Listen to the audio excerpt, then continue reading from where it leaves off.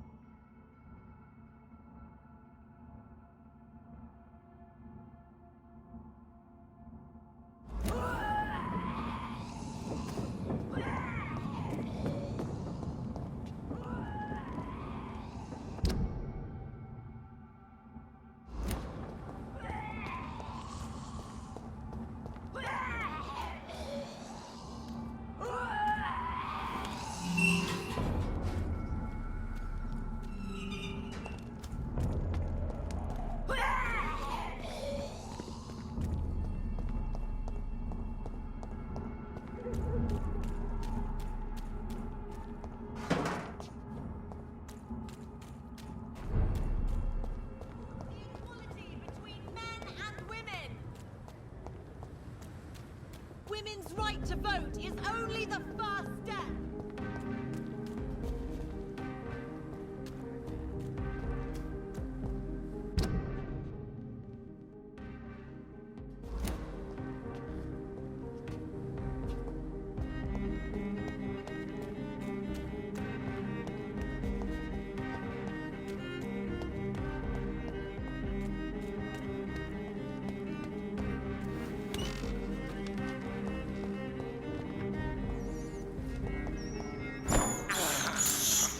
I have this thirst for blood.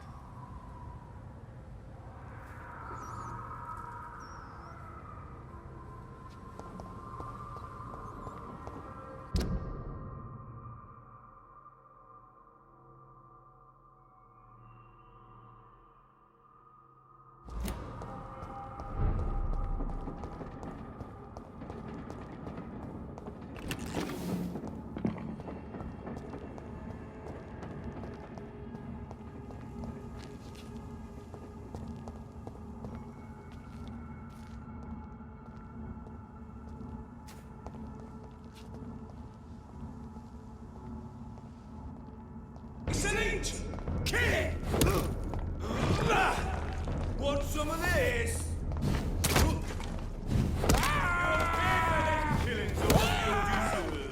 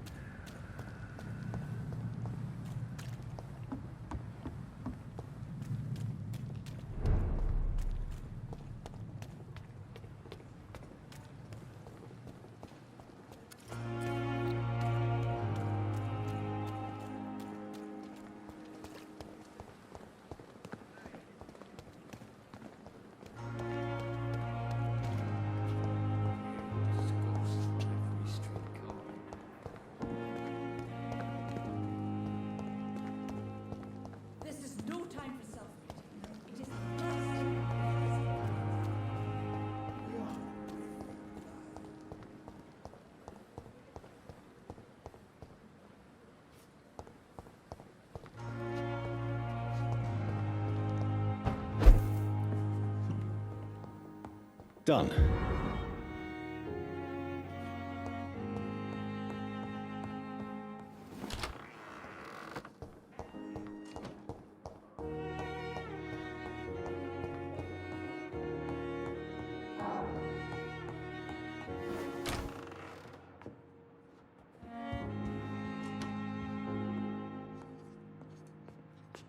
What news, Jonathan?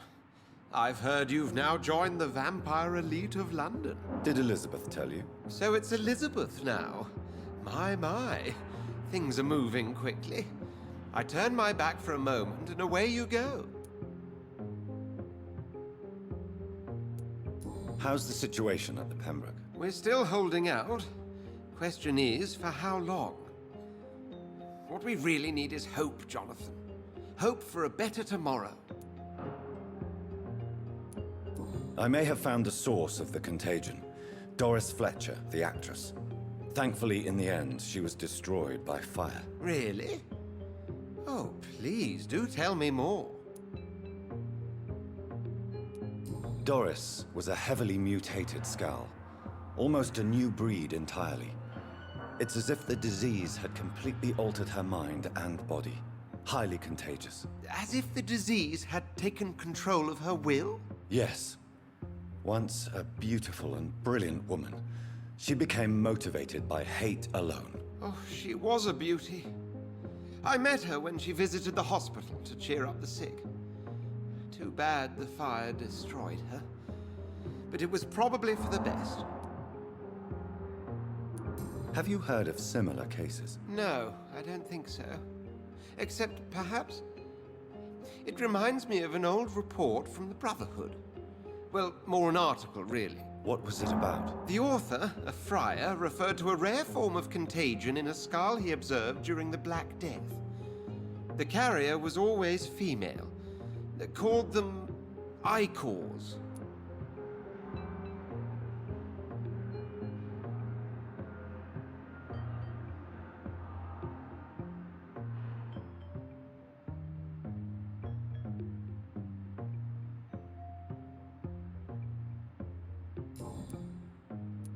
Have you seen Lady Ashbury recently? Yes, she popped in yesterday. Told me about your new friends in the West End. Just a courtesy visit, then? Yes. And no. She was en route to the docks, I think, following a lead concerning your maker. I'll come back later. Thank you, Edgar. Always a pleasure to see you, my friend.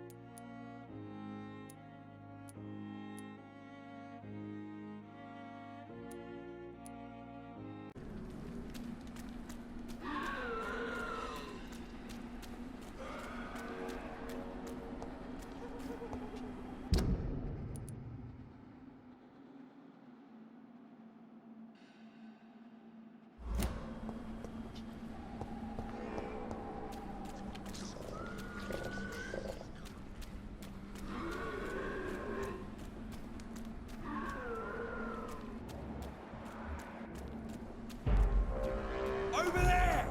There's one of them! Ah! Ah!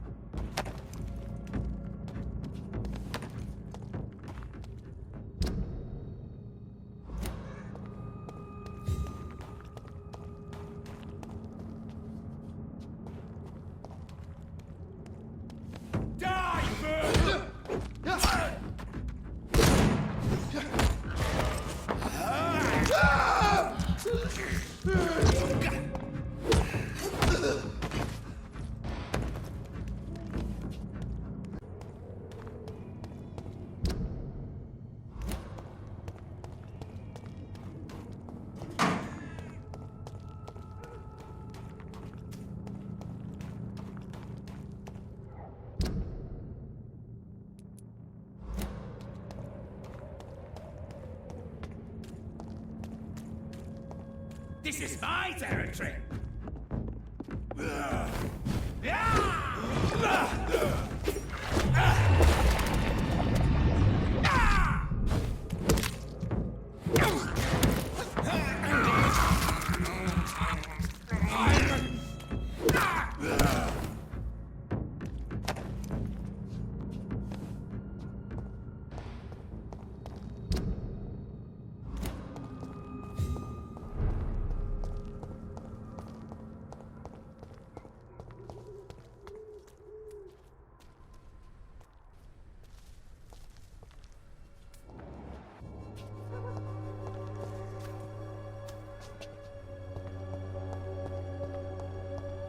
Oh, Camellia, the silent flower of Whitechapel, an angel made flesh, I tell you.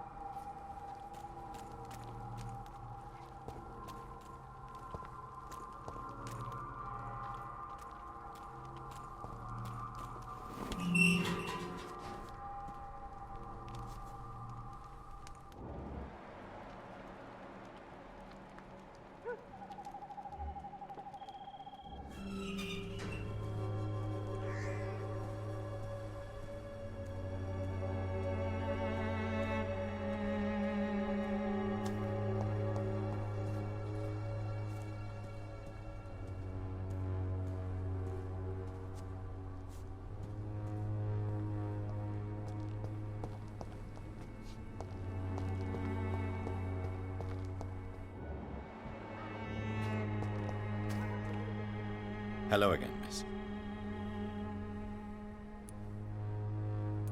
Tell me about Richard Nethercott. I understand he is quite fond of you, Camellia.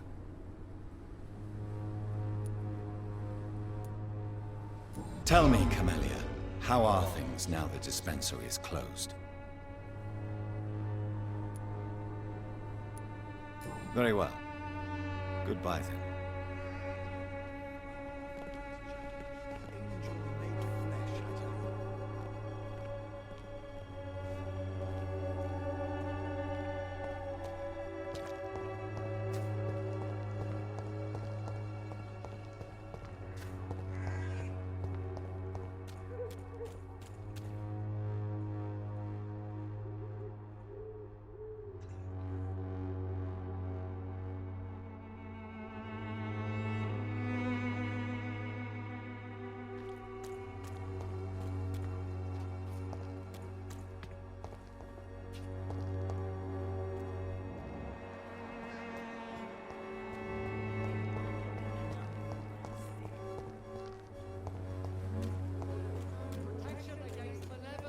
I'm cheap and I'm clean, I promise.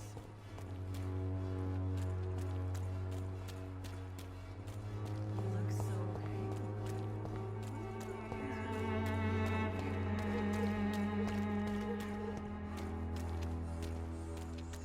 I'm cheap and I'm clean, I promise. Soon the time will come when you will all be judged for your sins. Even now, he judges.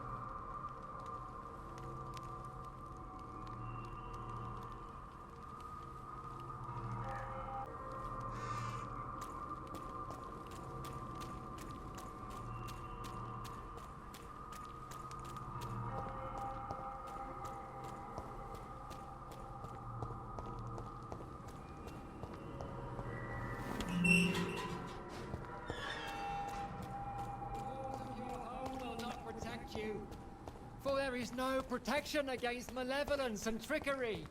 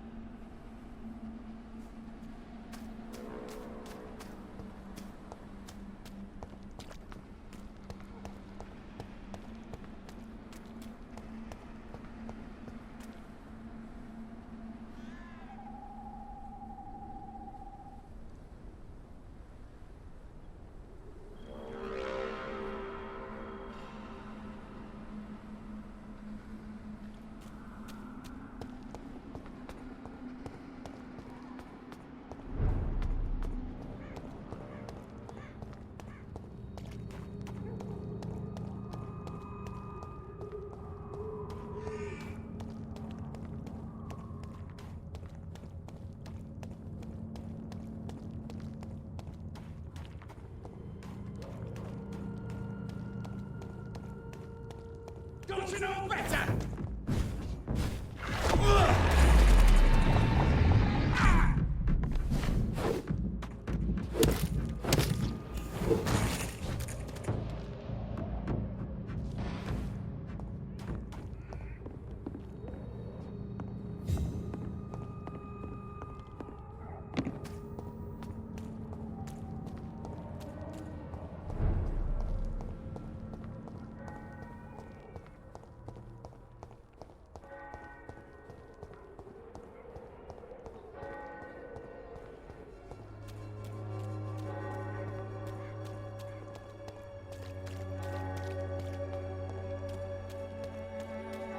Protection against malevolence and trickery. Good evening, Mr. Whitaker. It's Father Whitaker, my son. So, are you still lost in your rational delusions? I have found Samuel, your disciple. I am afraid I have bad news. I already expected the worst. He should already have come back. He is dead, isn't he? Yes, he is now. The epidemic took him. Samuel steadily made donations to our cause. He would have rewarded you himself if you'd found me in that awful cemetery. Please accept this money. Don't you fear getting sick yourself? I've been touched by God's grace. I am perfectly healthy. I have had enough for tonight. Goodbye.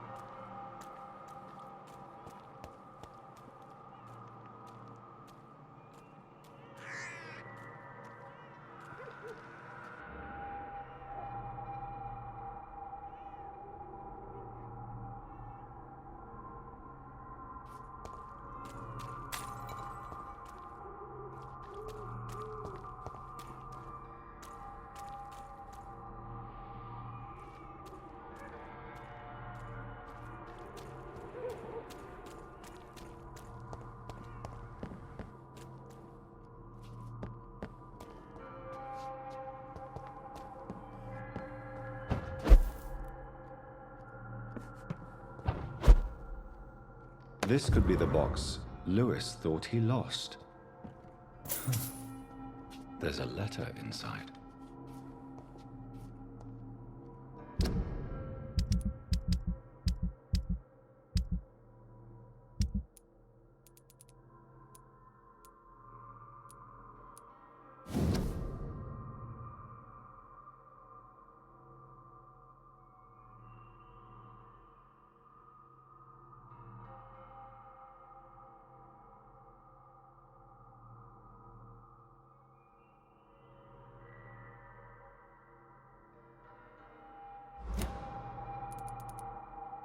A love letter from Joe Peterson's wife, addressed to Barrett Lewis. Who should I give it to, I wonder?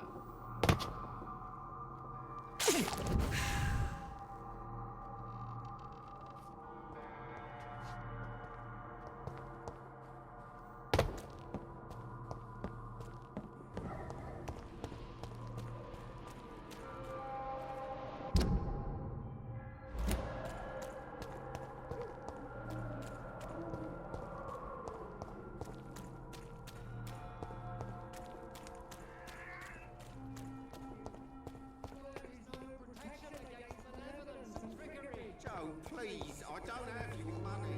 Come on, Barrett, in the game we pay for peace of mind. Can't you just look the other way this week, Joe? Come on, we can sort. He's been wretched. Don't let your guard down, sir.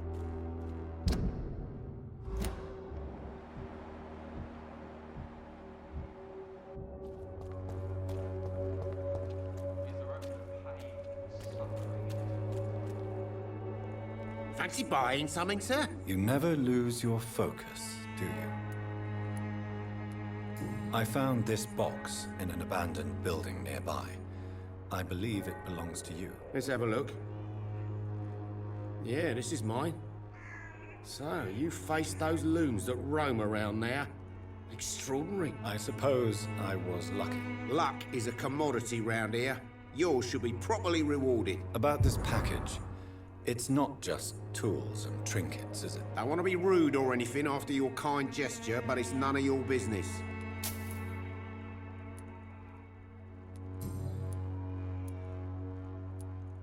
Joe Peterson. He's the villain here, isn't he? But you seem to know each other. I'd known Joe for years. I saw him box once or twice. He was a friend then. But these days, he's just another thug. What can you tell me about Mr. Peterson? Besides his behavior toward you, obviously. Colossus Joe was a decent boxer, good one even.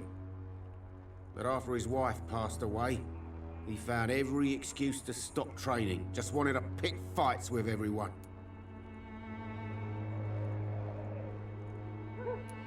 It's never easy to find a new path in life, especially after the loss of a loved one.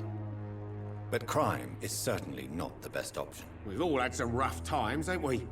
But most of us don't use our fists to see us through. And no one has ever stood up to this thug. Nobody would be fool enough to stand against a wet boot boy.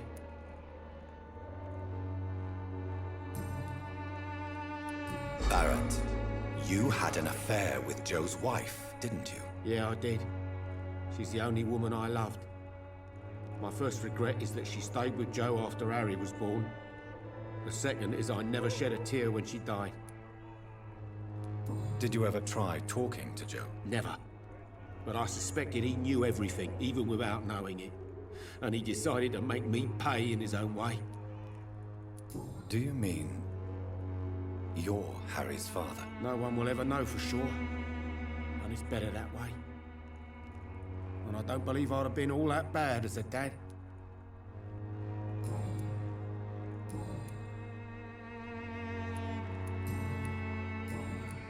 How are the current conditions in Whitechapel? When there's more people outside at night than during the day, then you've got to start to worry.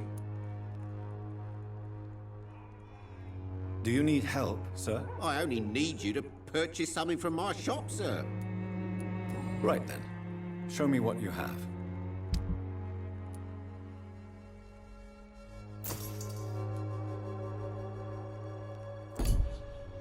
Cheap price, good quality.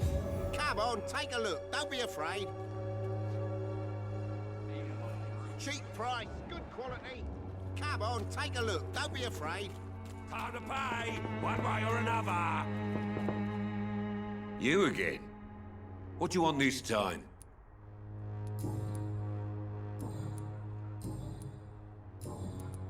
How is the sanitary situation in Whitechapel? I'm not easily scared, but crazy killers and armed patrols are lurking about. My son's right about this place. Can I offer you my medical expertise, Mr. Peterson? The name is Colossus Joe. I don't get sick. Goodbye, Mr. Peterson.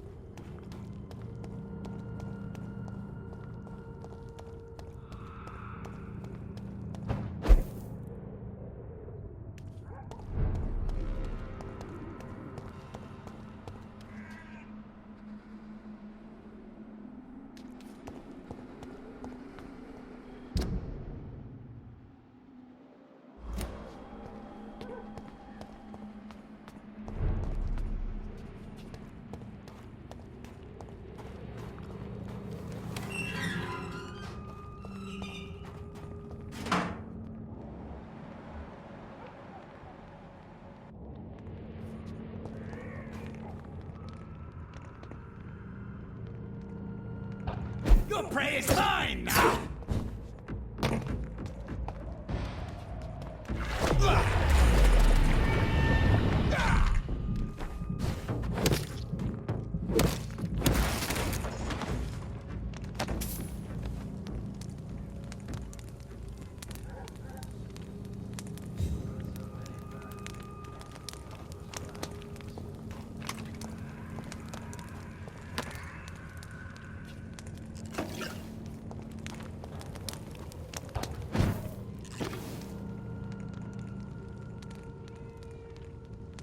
So many bad things recently, I'm almost glad I haven't seen.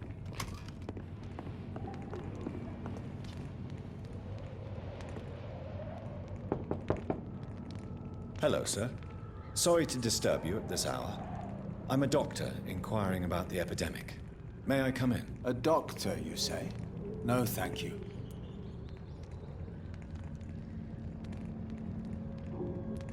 It cannot be safe for a blind man to live here alone. Let me enter, sir. I swear I mean you no harm. Well, a voice never lies, and yours clearly is the voice of a gentleman. All right, Doctor, come on in. What kind of gentleman pays visits to people at this late hour?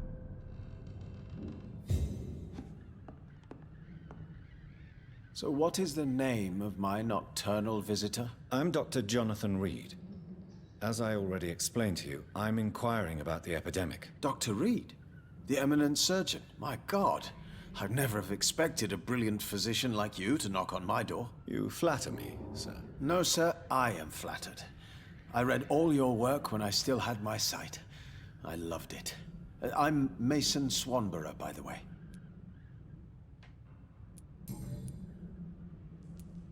And what else have you learned about me, Mr. Swanborough? I know you assisted Professor Carell in France, and that you invented a new blood transfusion method based on his work. Yes.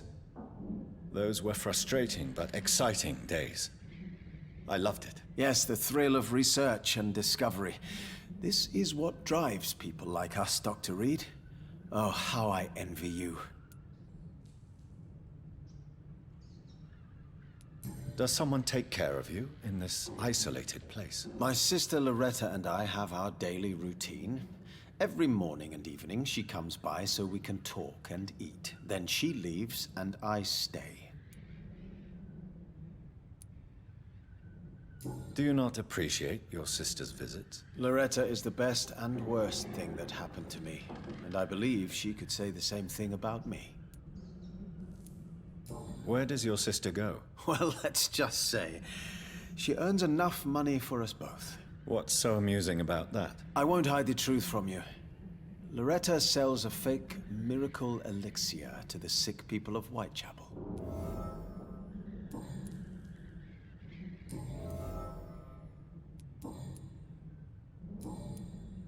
How is the sanitary situation evolving in Whitechapel these days? I hear them hissing and scratching at my door every night.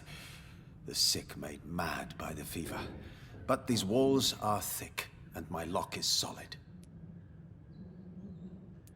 Do you know Braille, Mr. Swanborough? I'm no expert, but I learned it in my spare time, yes. Why? I found a strange document entitled Cure for Blindness. It's written in Braille, so I thought perhaps it was yours. Really? Is that some kind of sick joke? Let me see. Here it is. This letter seems authentic. And it actually refers to an experimental cure for blindness. You have piqued my interest, Dr. Reed. Could it be of any use to you? No. This page is just a part of a larger diary. I'd be glad if you could find the other pages. I found another page of the diary, Mr. Swanborough. This diary is still not complete. The man who wrote it claims he is a member of some scholarly brotherhood called the St. Paul's Stole. Really? I've heard of them. Very capable scientists. Perhaps the man who wrote this really found a cure. I would need more pages to figure it out, but it's as promising as it is intriguing. Here is another page of the diary we were talking about. Ah, now we're talking. Ingredients, dosages, dangers, and side effects. This is it. Is the diary complete now? No. The author tested his work in a hidden laboratory. You must find out where it was. Please, find me more pages, Doctor.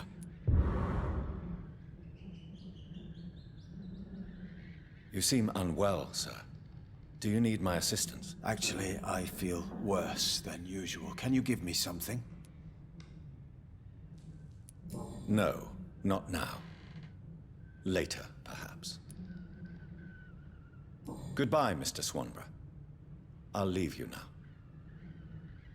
What kind of gentleman pays visits to people at this late hour?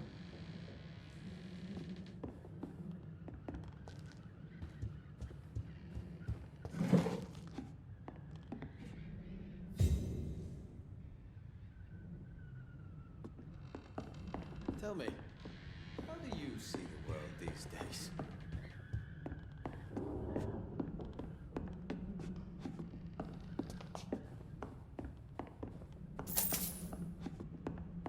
It's locked.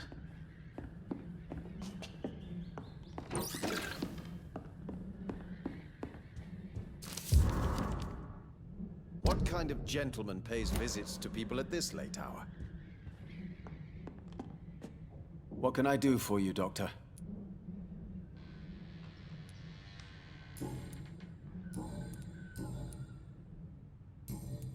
How is the sanitary? I hear them hit. Goodbye, Mr. Swanborough. I'll leave you now. Tell me, how do you see the world these days?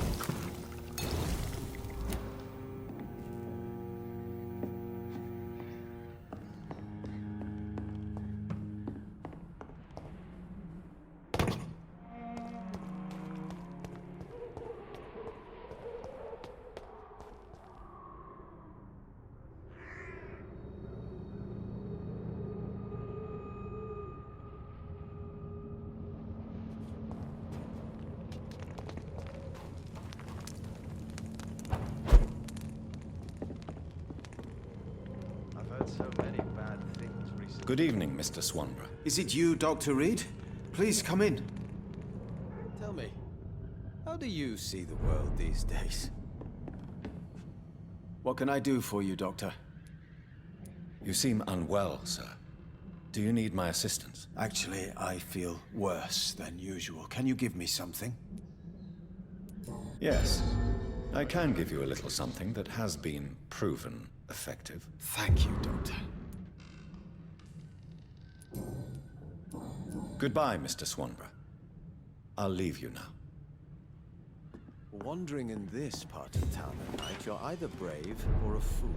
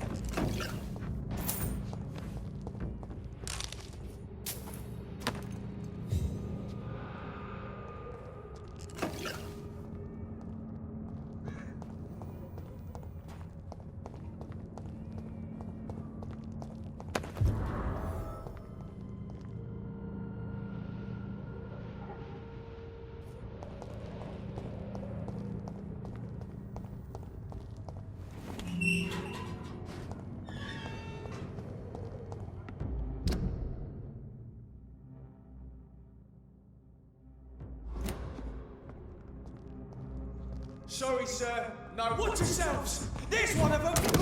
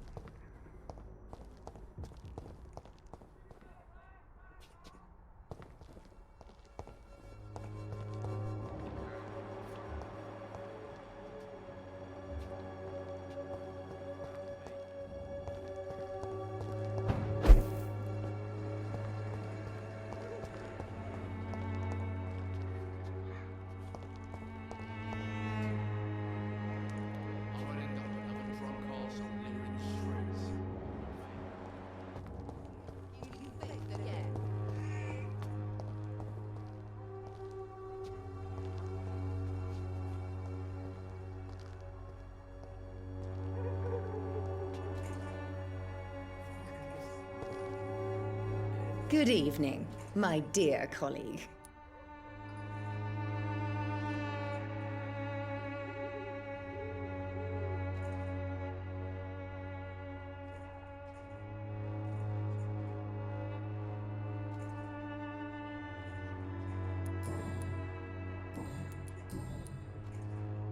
Loretta, your miraculous formula wouldn't even cure a common cold, and you know it. The SWANBOROUgh'S cordial's secret ingredient is hope, Doctor. And it's something people around here really need. A placebo effect is real and has benefit. But in your case, you could be murdering your customers who may die because they are not receiving the necessary medical attention. Medical attention? In Whitechapel? Trust me, my cordial is the best option they have, since it is the only one. If your true purpose was to help, you wouldn't take money from the poor for your snake oil. Oh, but to pay for it is part of the process, Doctor. If it were free, they wouldn't believe in it.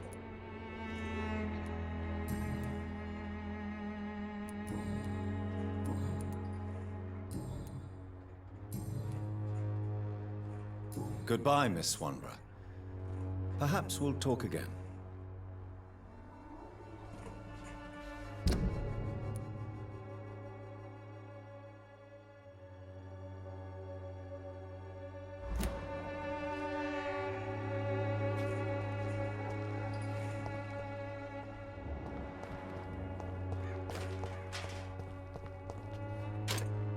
Good evening, Benjamin.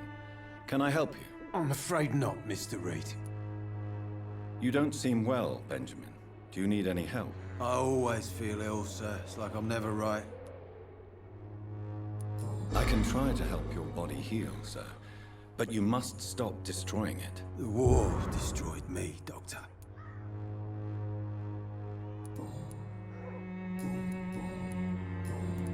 How are conditions in Whitechapel these days? A gun, alcohol, and a bad temper make a terrible cocktail, sir. Goodbye for now.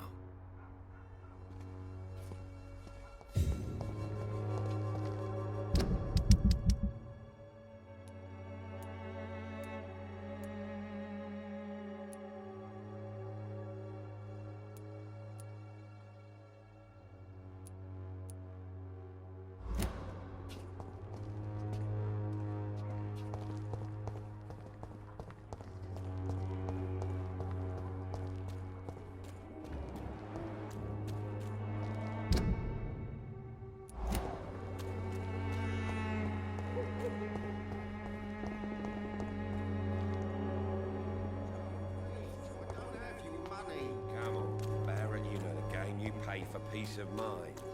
Can't you just look the other way Pay me this blood, week, Joe? I'll be gentle. Pay me a bottle, and I'll be nasty.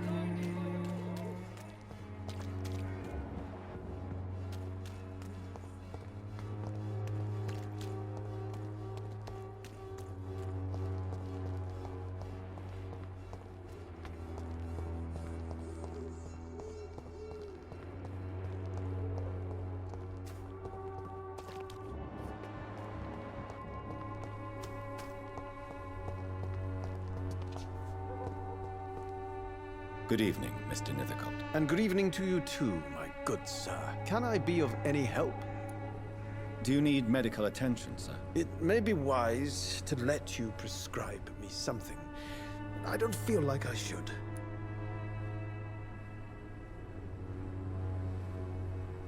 I understand your appetite for words and macabre beauty, sir. But you should be more careful. The nutrition of my mind is more important than my physical health. But I appreciate your concern, sir.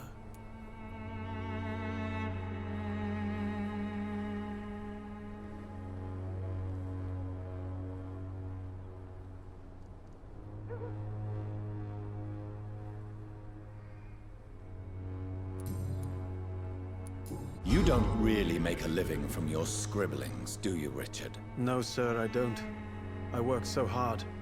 I put all my time, my energy, my devotion into the precise carving of words.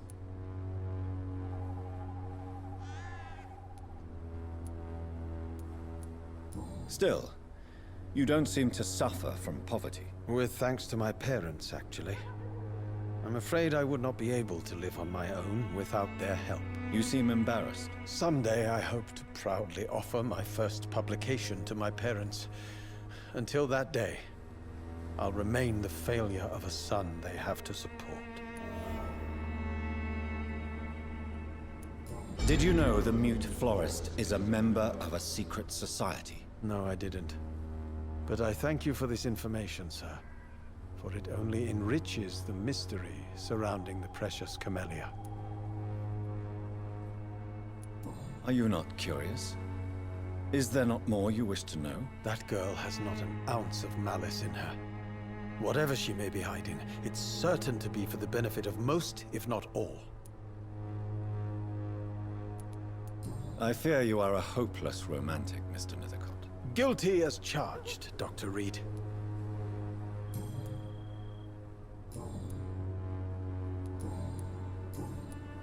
I'll leave you alone, sir.